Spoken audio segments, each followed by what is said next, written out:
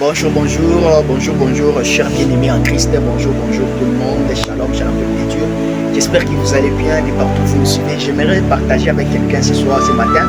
C'est pourquoi je vous salue de là où vous êtes, je vous salue de votre présence, de votre disponibilité et aussi de votre encouragement, sans oublier les gens qui m'encouragent. Je vous salue de là où vous êtes, que le Seigneur vous bénisse et continuez toujours à prier pour moi pour que le Seigneur puisse me donner la force du jour au jour afin de parler de lui, afin d'éveiller, afin de parler à ces jeunes qui sont dans la distraction, afin de parler aux jeunes comme moi, de lancer l'appel aux jeunes comme moi afin de servir l'Éternel. Il n'y a rien dans ce monde qui fait plaisir de voir quelqu'un louer l'Éternel, de voir quelqu'un servir l'Éternel.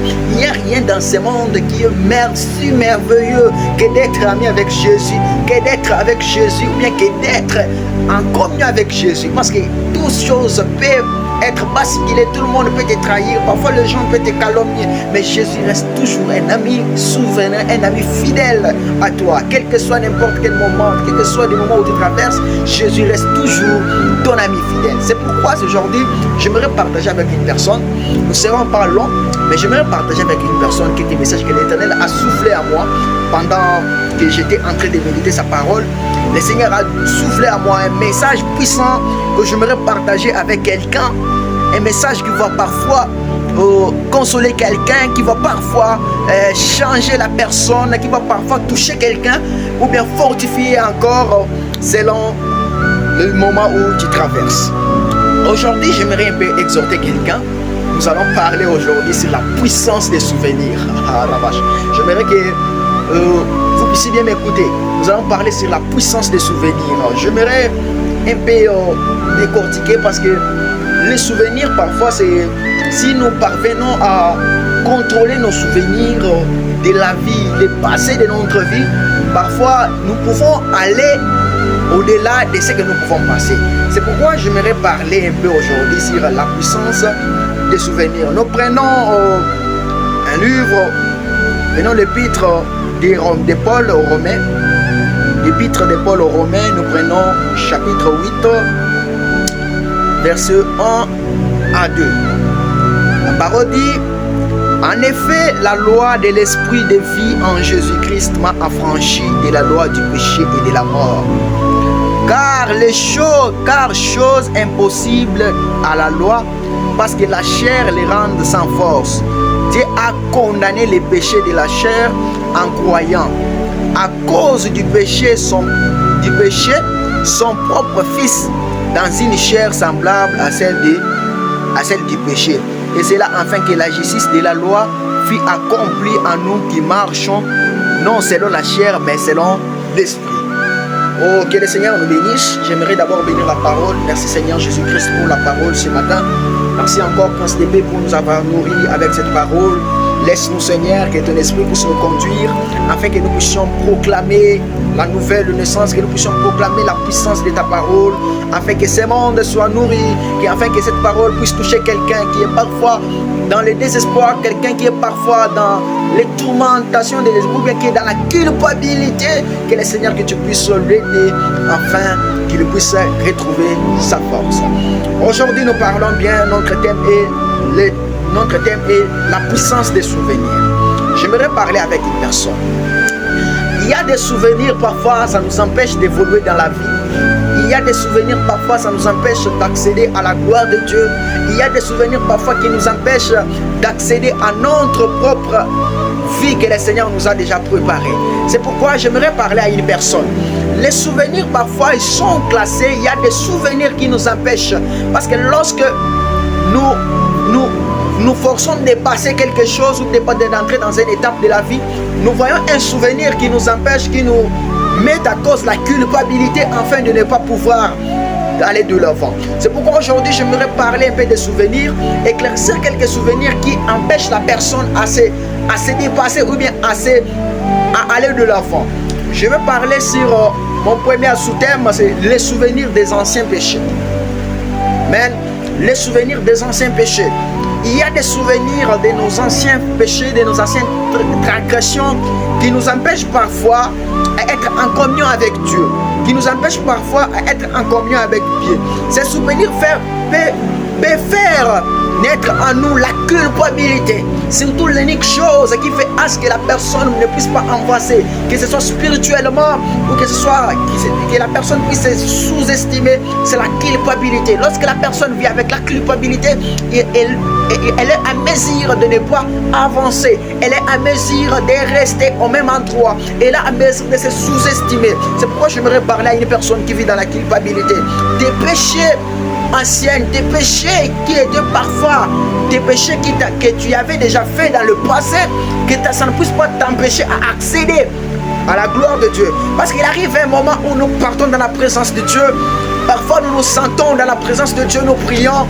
Il y a parfois le Saint-Esprit qui est descendu sur nous, mais il y a toujours une question de la culpabilité qui vient à nous en nous posant cette question, en nous disant, est-ce que nous sommes saints?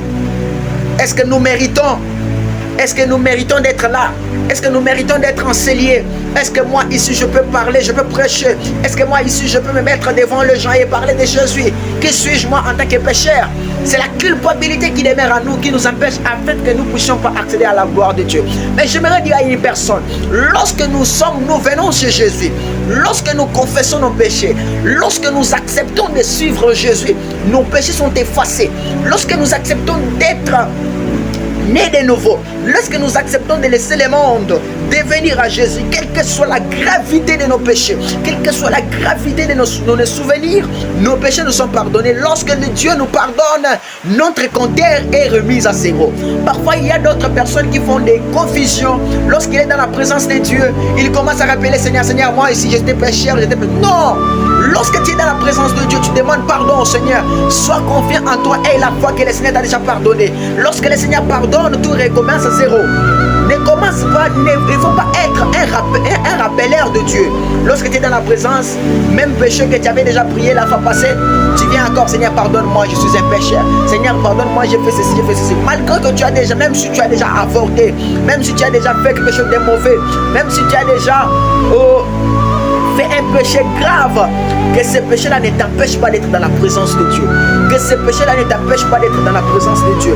Lorsque tu as déjà commis un péché, que tu as déjà demandé pardon, il faut accepter et croire que le Seigneur t'a déjà pardonné. Parce que ta parole est écrite, lorsque nous confessons nos péchés, il est juste fidèle de nous pardonner. Le Seigneur n'est pas comme un homme pour nous mentir, ou il n'est pas un fils de l'homme pour se repentir. Lorsque nous demandons pardon, il nous pardonne et il oublie. C'est pourquoi lorsque tu demandes pardon au Seigneur, le Seigneur oublie. Et toi aussi, il faut que tu oublies. Il faut abandonner la culpabilité en toi. Il faut abandonner la culpabilité de tes anciens souvenirs. Ces souvenirs amers, quand parfois tu es là, tu regardes dans les rétroviseurs de ta vie. Tu te poses parfois des questions, tu te dis, est-ce que moi je mérite? Est-ce que je mérite dans ce travail que j'ai? Est-ce que je mérite de me mettre au devant des gens pour parler du Seigneur? Est-ce que je mérite de me mettre au devant des gens pour parler de Jésus? Est-ce que je mérite de me mettre au devant des gens pour parler de Jésus? Je vais te dire, choquer une personne. Lorsque tu es dans la présence, lorsque tu as péché et que tu te sens d'être dans la présence de Dieu, il faut être dans la présence de Dieu, le Seigneur va te sanctifier. Lorsque tu es dans la présence de Dieu, le Seigneur va te sanctifier, quels que soient tes péchés, quelle que soit la grandeur de tes péchés, quelle que soit la manière dont tu vis dans le péché, le Seigneur va te sanctifier. Même si tu pêches, n'oublie pas d'être dans sa présence. Sois dans sa présence, focalise-toi, agenouille-toi, dis au Seigneur, il va te pardonner et il va te sanctifier. Même si lorsque tu es dans le péché, Jeanne, je te dis, lorsque tu es dans le péché ou tu es dans l'impudicité, le Seigneur souffle à toi l'envie de prêcher les gens qui sont dans l'impudicité. Mets-toi debout, prêche l'impudicité, chasse l'impudicité. Parce que lorsque tu te mets debout pour prêcher l'impudicité, même si tu vis dans l'impudicité, ce n'est plus toi qui prêche l'impudicité, mais c'est le Saint-Esprit qui est en toi qui prêche l'impudicité. Parce que la parole de Dieu me dit, ne vous posez pas des questions sur ce que vous allez parler. Le même esprit qui sera en vous, lui-même mettra des paroles sur ce que vous allez enseigner. C'est pourquoi je voudrais dire à un frère, à un sœur, laisse la culpabilité, force-toi, aille de l'avant, laisse que le Seigneur te libère, laisse que le Seigneur puisse te faire ce que toi tu fais. Nous allons parler des deuxièmes.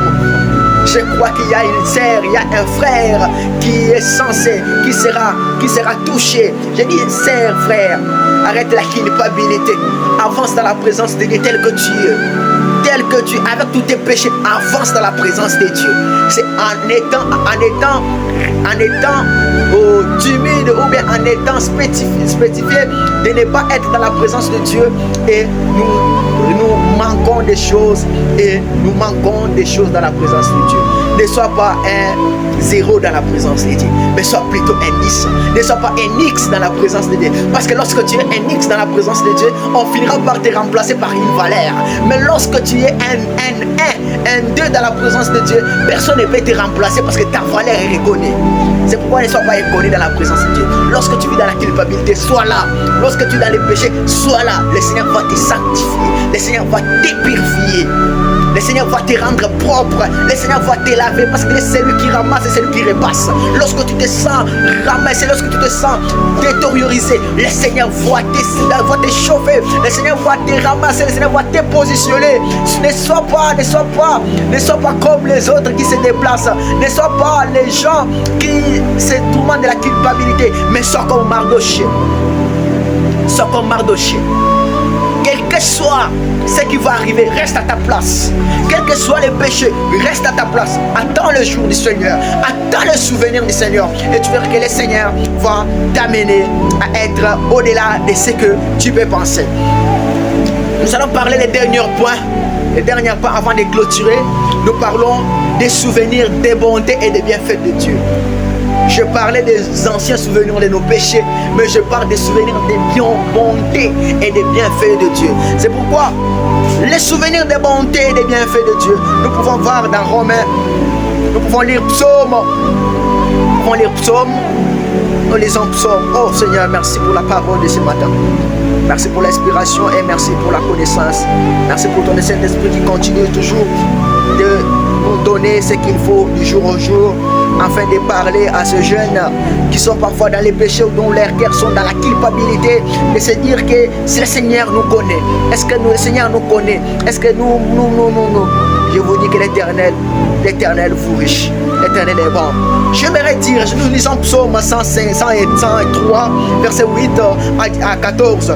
La Bible nous dit, l'Éternel est miséricordieux et compatissant, là en colère, riche à bonté. Il ne conteste pas sans cesse, il ne garde pas sa colère toujours. Il ne nous traite pas selon nos péchés, il ne nous punit pas selon nos iniquités. Mais autant les ciels sont élevés au-dessus de la terre, autant sa bonté est grande pour ceux qui le craignent. Autant l'Orient est éloigné de l'Occident, autant il est éloigné de nous, de nos transgressions. Comme un père a compassion de ses enfants, l'Éternel a compassion de ceux qui le craignent, car il sait de quoi nous sommes formés. Il se souvient que nous sommes poussière. Oh Seigneur est bon. Merci Seigneur pour ta parole. J'aimerais parler avec les frères. J'aimerais dire qu'il ne faut pas oublier les souvenirs des bienfaits de Dieu. Il ne faut pas oublier les souvenirs des bontés de Dieu. Lorsque tu regardes dans les rétroviseurs de ta vie, il faut souvent se dire que le Seigneur est grand. Il faut souvent utiliser les souvenirs des bienfaits de Dieu comme un grand. Malgré tes péchés, il a quand même parvenu à te garder. Malgré tes péchés, il y a les gens de ton âge qui ont décédé. Malgré ton péché, il y a des gens de ton âge en même instant ici qui perdent l'âme, qui coupent leur souffle, qui déchirent leur attestation de naissance. Mais le Seigneur t'a gardé, continue toujours à te garder. Le Seigneur continue toujours à t'ajouter le souffle de vie. Lorsque tu te lèves, que tu as le souffle de vie, n'abandonne pas. Sache que le Seigneur est avec toi. Il y a toujours de l'espoir en toi. Il y a toujours de l'espoir en toi. N'oublie pas ses bienfaits. Les bienfaits de Dieu ne doivent jamais être oubliés, car ils sont des activités puissantes de louange et d'adoration. Les bienfaits de Dieu ne jamais oubliés. Parfois, il faut utiliser ces adorations. Il faut utiliser les adorations des bienfaits de Dieu. Il faut utiliser les bienfaits de Dieu comme un sujet d'adoration et de louange. Il faut louer l'Éternel. Il faut l'adorer avec son cœur. Le Seigneur a besoin de toi. Le Seigneur a besoin de toi pour l'adorer. Il a besoin de toi pour le louer. Il a besoin de toi pour célébrer. Il a besoin de toi pour le louer. Laisse que le Seigneur te donne ce que tu fais. Laisse que le Seigneur te console de ta culpabilité qui te dérange. Laisse que le Seigneur te donne la force d'être au-dessus de ta génération. Laisse que le Seigneur te fasse grâce. Laisse que le Seigneur te détourne de ton regard des péchés. Laisse que le Seigneur te fasse grâce. J'aimerais dire à une personne de reconnaître ses souvenirs de Dieu connaître la gratitude des bienfaits de Dieu, connaître la bonté de Dieu dans ta vie, et tu verras que la bonté de Dieu domine toujours tes souvenirs du péché. Lorsque tu te sens poussé à ces souvenirs de ces péchés anciens, il faut toujours se rappeler des bienfaits de Dieu, des bontés de Dieu. Tu verras que le Seigneur va te faire à ce que tu puisses être grand de ta génération. C'est pourquoi j'aimerais dire à une personne, sois disposé dans la présence de Dieu. Sois disposé dans la présence de Dieu. Tu as besoin des assoiffés. Dieu a besoin des sœurs et des frères qui sont dans la soif. Parce que l'eau n'a pas besoin d'être dans des organes où il y a plein de l'eau. L'eau a besoin d'être là où il y a de la soif, là où les gens sont assoiffés. Lorsque tu veux que le Seigneur puisse t'utiliser, sois d'abord un assoiffé, sois d'abord un cœur disposé. C'est pourquoi nous pouvons lire en Psaume 51, Psaume 51, la Bible, Psaume 51, couplet 8, la Bible dit: annonce-moi la grâce de ta joie et les os que tu as brûlés à ce jour. Détourne ton regard de mes péchés, efface toutes mes iniquités. Oh Dieu, crée en moi un cœur pur, renouvelle en moi un esprit bien disposé. C'est-à-dire que le Seigneur n'a pas besoin que tu puisses te sentir coupable. Le Seigneur a besoin que tu puisses être quelqu'un qui est disposé dans sa présence. La disposition dans la présence de Dieu peut te faire à ce que tu puisses être grand au-dessus de ta génération, peut te faire à ce que les gens puissent chercher à te connaître, puissent chercher des connaissances envers toi. Ne cherche pas à être saint dans la présence de Dieu, mais cherche à être disposé dans sa présence. Cherche à être un cœur libre, cherche à être un assoiffé de sa présence. Que le Seigneur vous bénisse. Que le Seigneur vous bénisse. J'aimerais prier pour un assoiffé. J'aimerais prier pour une personne qui vit dans la culpabilité. J'aimerais prier pour une personne qui parfois se demande des questions. Est-ce que moi ici le Seigneur me connaît? J'aimerais prier pour une personne parfois qui se demande, qui se dit, qui se dit parfois, est-ce que moi ici je mérite d'être là? J'aimerais prier pour une personne parfois qui se sent dans l'obligation d'abandonner tout parce qu'il se souvenir de ses péchés, ne l'accepte pas d'être dans sa présence. J'aimerais dire à cette personne-là, le Seigneur va te purifier, quelle que soit ta qualité, quelle que soit la qualité de tes péchés, quel que soit ce que tu as fait. Sois dans la présence de Dieu, sois disposé. Frère, j'aimerais te dire, même si tu vis dans la masturbation, même si tu vis dans la masturbation et tu sens qu'il y a un frère qui vit dans la masturbation et le Seigneur a mis en toi un esprit de l'évangéliser, va prêche-lui parce que ce n'est plus toi qui te prêche. Parce que l'apôtre Paul souffrait de sa maladie. L'apôtre Paul était un persécuteur. Mais il n'y a aucun endroit dans la Bible où il est mentionné que l'apôtre Paul s'est souvenu de ses péchés. Or, l'apôtre Paul a écrit en démontrant la culpabilité de ses péchés qu'il faisait. Non, lorsque le Seigneur lui a appelé, lorsque le Seigneur lui a pardonné, il a oublié, il a tout recommencé à zéro. J'aimerais te dire quels que soient tes péchés. Donne-toi à Jésus. Agenouille-toi, dis à Seigneur, Seigneur, pardonne-moi. Il va te pardonner et tes péchés seront effacés. Que le Seigneur vous bénisse, qu'il vous garde. Je me prier pour une personne. Seigneur Jésus, Prince de paix, je prie pour la personne qui se sent dans la culpabilité, pour la personne qui se sent désespérée, pour la personne qui se sent loin de ta présence. Seigneur, tu es le Dieu qui fait des choses au-delà de ce que l'on peut penser. Et suis-je nous ne faisons que ce que toi tu nous as envoyé de faire. Nous faisons qu'annoncer la bonne nouvelle. Nous faisons qu'évangéliser. Nous faisons que t'amener des âmes. Mais nous ne sommes pas capables de sonder les cœurs et les âmes, Seigneur. Mais nous demandons à toi, Seigneur, de sonder la personne qui se sent parfois dans la culpabilité, la personne qui se sent parfois rejetée, la personne qui se sent parfois moindre que les autres, qui se sent parfois plus mauvais que les autres. Seigneur, aide-lui à comprendre dans ta présence, à être bien disposé dans ta présence. Aide-lui à être bien disposé dans ta présence. Pour ces jeunes qui sont en train de chercher le travail, Seigneur, donne-lui le travail. Pour ces jeunes qui sont en train de chercher la réussite, Seigneur, donne-lui la réussite. Pour toutes les finalistes qui sont en train de prier, jour et nuit comme des jeunes ravitaillés, en train de te chercher partout, Seigneur, inspire-les de ta puissance. Inspire-les de ta puissance. Console leur cœur. Pour ceux qui plairent, Seigneur, sois leur Dieu. Sois leur Dieu. Exauce ma prière. Au nom de Jésus, je dis Amen. Abonnez-vous. Abonnez-vous, c'est votre humble serviteur, votre frère Cédric Nekukata, les réserves de l'éternel, le plus petit de tous. Abonnez-vous à notre chaîne Gérard TV. Que le Seigneur vous bénisse. Nous sommes disposés. Vos messages, vos requêtes, des prières. Envoyez-nous vos requêtes. Nous serons disposés à prier pour vous, quel que soit votre état, la culpabilité qui est en vous. Nous sommes là, nous allons prier pour le Seigneur. Nous allons prier pour vous. Et le Seigneur va vous pardonner. Efforcez-vous à méditer la parole de Dieu, car tout est bon et agréable, toutes choses passera, mais la parole de Dieu reste éternelle. Que le Dieu vous bénisse. Je dis et je vous remercie. Ciao.